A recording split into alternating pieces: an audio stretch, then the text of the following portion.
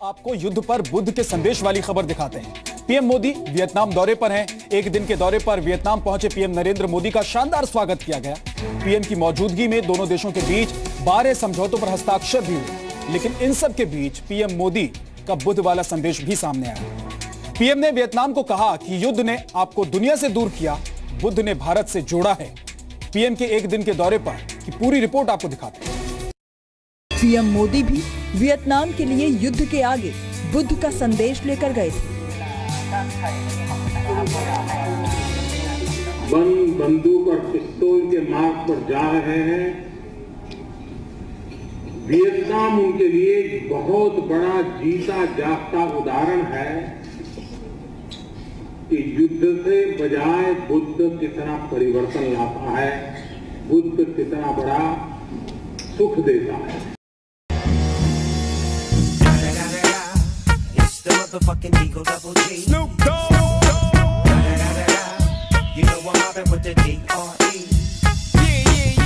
चीन के महान दार्शनिक कन्फ्यूशियस ने कहा था कि दोस्तों पर शक करने से अच्छा है दोस्तों के हाथों धोखा खा लेना। कन्फ्यूशियस चीन में पैदा हुए थे और अगर वो आज भी जीवित होते तो चीन की अंतर्राष्ट्रीय कूटनीति देखकर उन्हें अपने शब्द शायद वापस लेने पड़ते।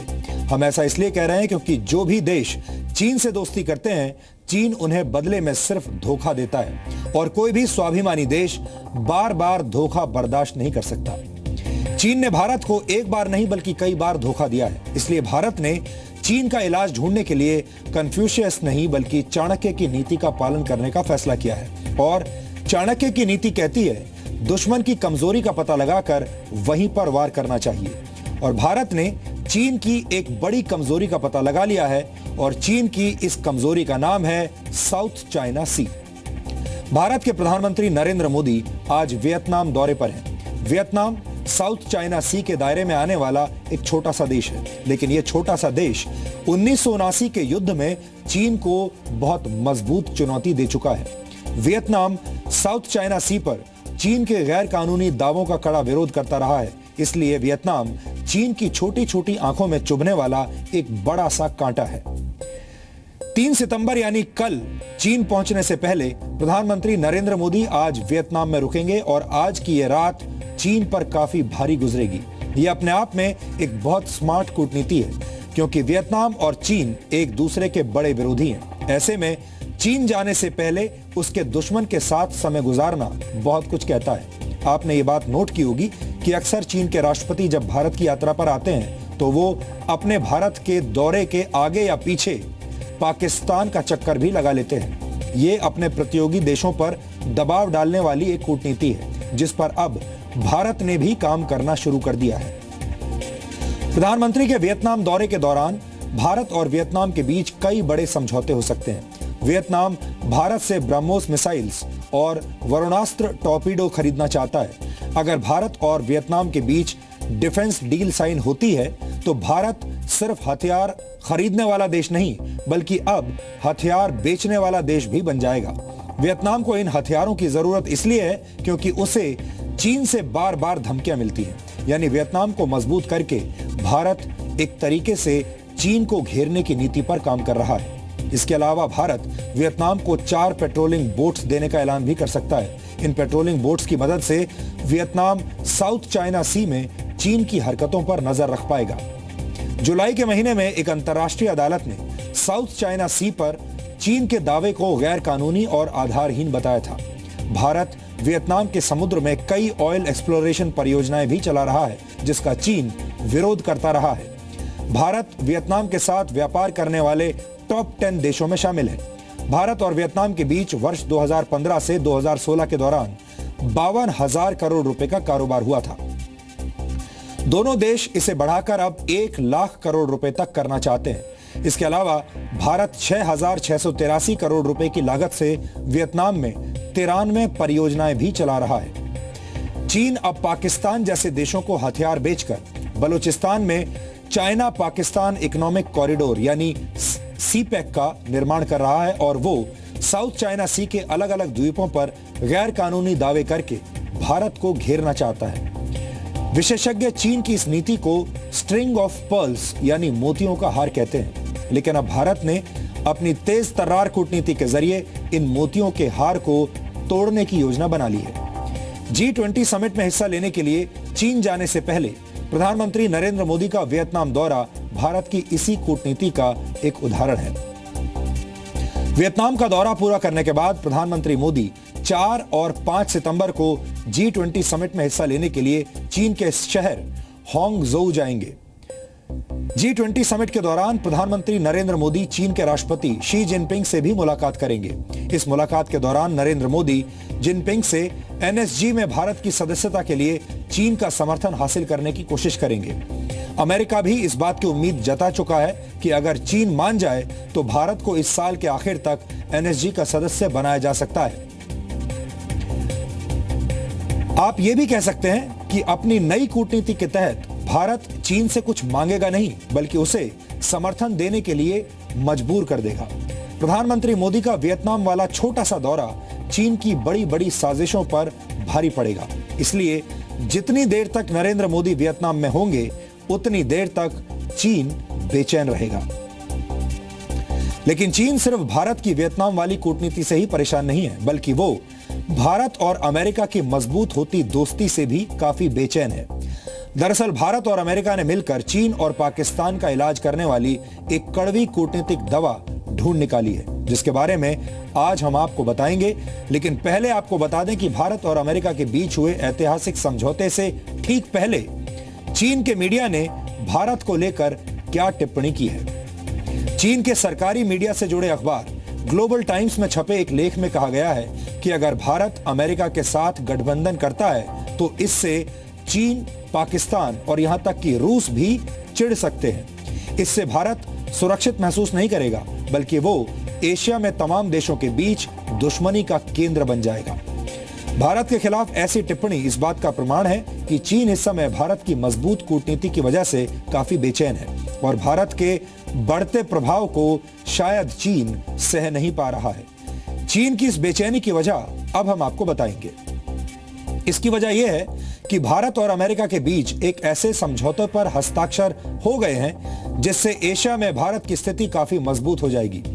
रक्षा मंत्री मनोहर पर्रिकर और अमेरिका के रक्षा मंत्री एस्टन कार्टर ने वॉशिंगटन में लेमोआ यानी logistics exchange memorandum of agreement पर हस्ताक्षर कर दिए हैं। इस समझौते के बाद नेटो यानी the north Atlantic treaty organisation का हिस्सा न होने के बावजूद हिंद महासागर और साउथ चाइना सी में भारत अमेरिका का एक बड़ा कूटनीतिक और रणनीतिक पार्टनर बन जाएगा और इस वजह से चीन और पाकिस्तान दोनों काफी परेशान हैं।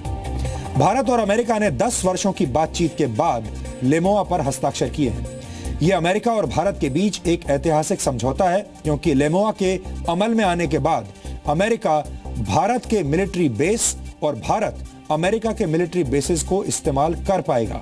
इस समझौते में मिलिट्री बेसिस पर मौजूद सभी तरह के लॉजिस्टिक्स सपोर्ट का इस्तेमाल किया जा सकेगा और विमानों में ईंधन भी भरा जा सकेगा।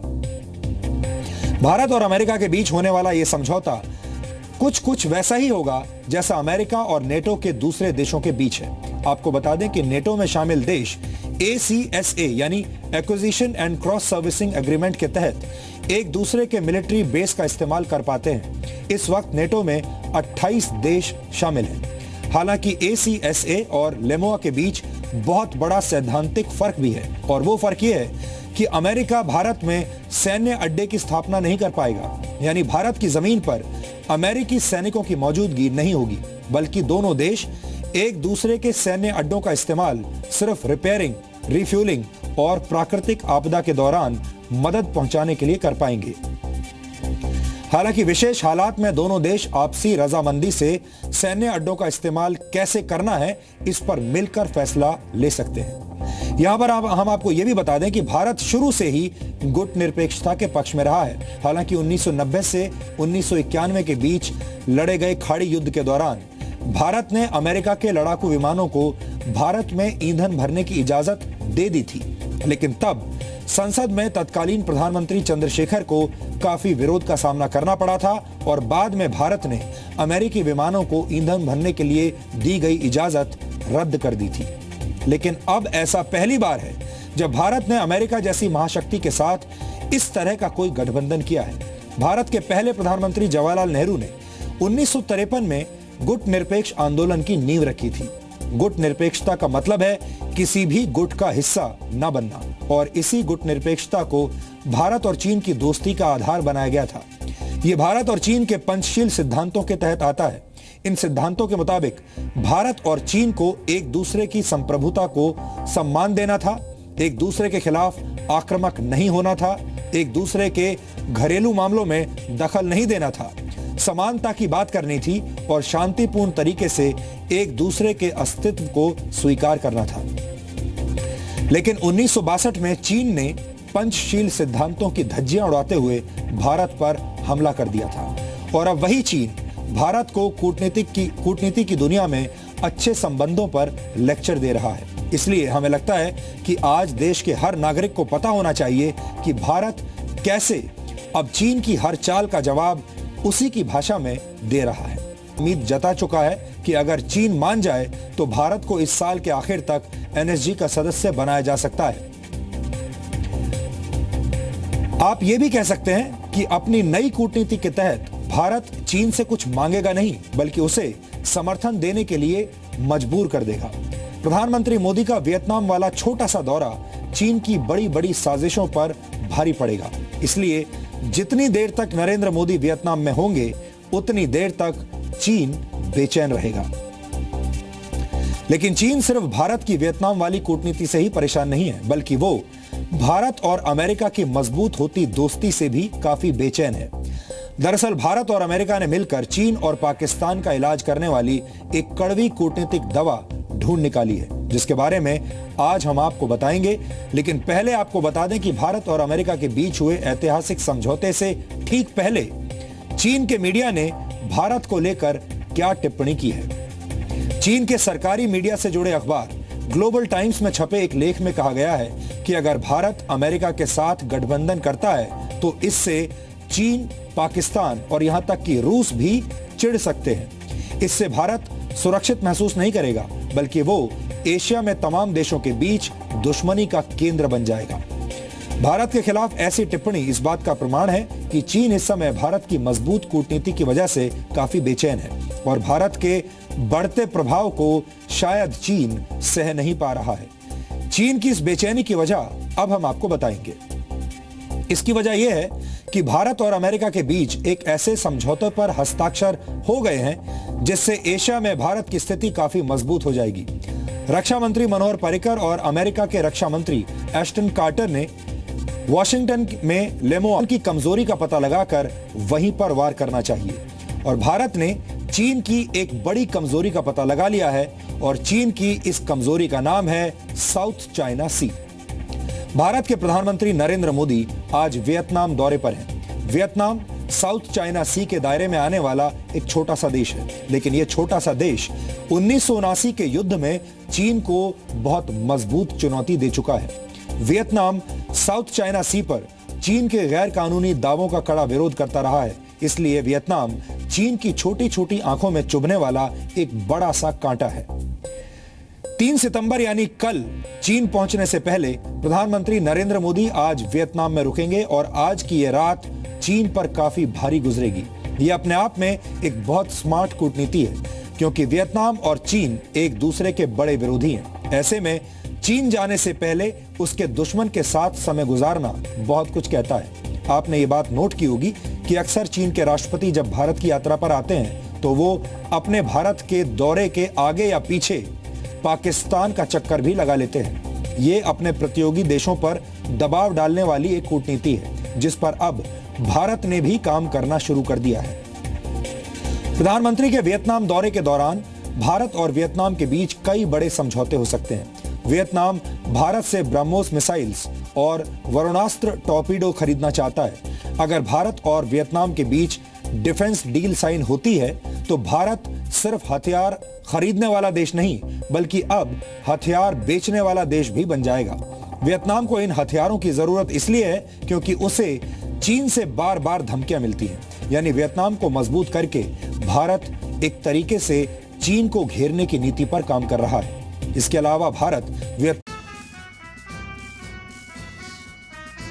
आपको युद्ध पर बुद्ध के संदेश वाली खबर दिखाते हैं। पीएम मोदी वियतनाम दौरे पर हैं। एक दिन के दौरे पर वियतनाम पहुंचे पीएम नरेंद्र मोदी का शानदार स्वागत किया गया। पीएम की मौजूदगी में दोनों देशों के बीच 12 समझौतों पर हस्ताक्षर भी हुए। लेकिन इन सब के बीच पीएम मोदी का बुद्ध वाला संदेश भी सामने आया। पीएम ने वियतनाम को कहा कि युद्ध ने आपको दुनिया से दूर किया, बुद्ध ने भारत से जोड़ा है। पीएम के एक दिन के दौरे पर की पूरी रिपोर्ट आपको दिखाते हैं।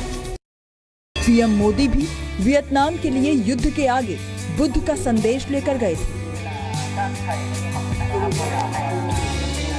बंदूक और पिस्तौल के मार्ग पर जा रहे हैं।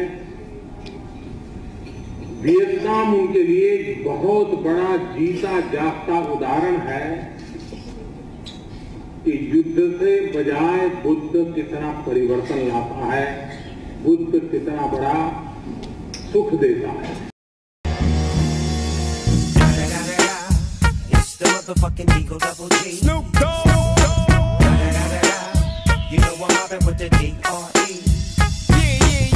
चीन के महान दार्शनिक कन्फ्यूशियस ने कहा था कि दोस्तों पर शक करने से अच्छा है दोस्तों के हाथों धोखा खा लेना। कन्फ्यूशियस चीन में पैदा हुए थे और अगर वो आज भी जीवित होते तो चीन की अंतर्राष्ट्रीय कूटनीति देखकर उन्हें अपने शब्द शायद वापस लेने पड़ते।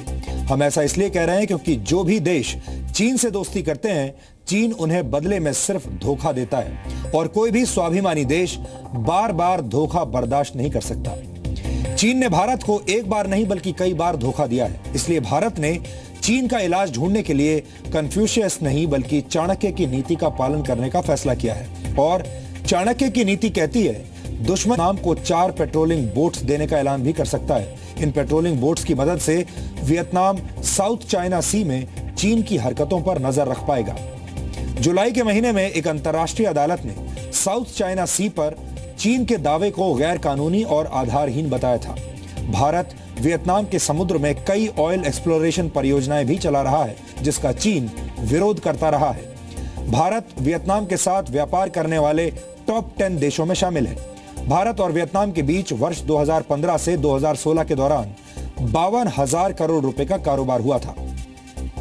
दोनों देश इसे बढ़ाकर अब 1 लाख करोड़ रुपए तक करना चाहते हैं। इसके अलावा भारत 6,683 करोड़ रुपए की लागत से वियतनाम में 93 परियोजनाएं भी चला रहा है। चीन अब पाकिस्तान जैसे देशों को हथियार बेचकर बलूचिस्तान में चाइना पाकिस्तान इकोनॉमिक कॉरिडोर यानी सीपैक का निर्माण कर रहा है और वो साउथ चाइना सी के अलग अलग द्वीपों पर गैर कानूनी दावे करके भारत को घेरना चाहता है।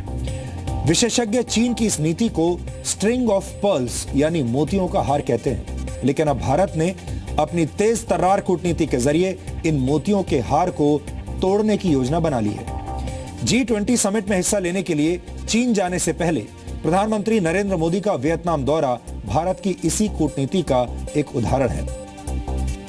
वियतनाम का दौरा पूरा करने के बाद प्रधानमंत्री मोदी 4 और 5 सितंबर को G20 समिट में हिस्सा लेने के लिए चीन के शहर हांगझोउ जाएंगे। G20 समिट के दौरान प्रधानमंत्री नरेंद्र मोदी चीन के राष्ट्रपति शी जिनपिंग से भी मुलाकात करेंगे। इस मुलाकात के दौरान नरेंद्र मोदी जिनपिंग से NSG में भारत की सदस्यता के लिए चीन का समर्थन हासिल करने की कोशिश करेंगे। अमेरिका भी इस बात के यानी logistics exchange memorandum of agreement पर हस्ताक्षर कर दिए हैं। इस समझौते के बाद नेटो यानी the north Atlantic treaty organisation का हिस्सा न होने के बावजूद हिंद महासागर और साउथ चाइना सी में भारत अमेरिका का एक बड़ा कूटनीतिक और रणनीतिक पार्टनर बन जाएगा और इस वजह से चीन और पाकिस्तान दोनों काफी परेशान हैं। भारत और अमेरिका ने 10 वर्षों की बातचीत के बाद लेमोआ पर हस्ताक्षर किए हैं। यह अमेरिका और भारत के बीच एक ऐतिहासिक समझौता है क्योंकि लेमोआ के अमल में आने के बाद अमेरिका भारत के मिलिट्री बेस और भारत अमेरिका के मिलिट्री बेसिस को इस्तेमाल कर पाएगा। इस समझौते में मिलिट्री बेसिस पर मौजूद सभी तरह के लॉजिस्टिक्स सपोर्ट का इस्तेमाल किया जा सकेगा और विमानों में ईंधन भी भरा जा सकेगा। भारत और अमेरिका के बीच होने वाला यह समझौता कुछ वैसा ही होगा जैसा अमेरिका और नेटो के दूसरे देशों के बीच है। आपको बता दें कि नेटो में शामिल देश ACSA यानी acquisition and cross servicing agreement के तहत एक दूसरे के मिलिट्री बेस का इस्तेमाल कर पाते हैं। इस वक्त नेटो में 28 देश शामिल हैं। हालांकि ACSA और लेमोआ के बीच बहुत बड़ा सैद्धांतिक फर्क भी है, और वो फर्क ये है कि अमेरिका भारत में सैन्य अड्डे की स्थापना नहीं कर पाएगा, यानी भारत की जमीन पर अमेरिकी सैनिकों की मौजूदगी नहीं होगी, बल्कि दोनों देश एक दूसरे के सैन्य अड्डों का इस्तेमाल सिर्फ रिपेयरिंग, रिफ्यूलिंग और प्राकृतिक आपदा के दौरान मदद पहुंचाने के लिए कर पाएंगे।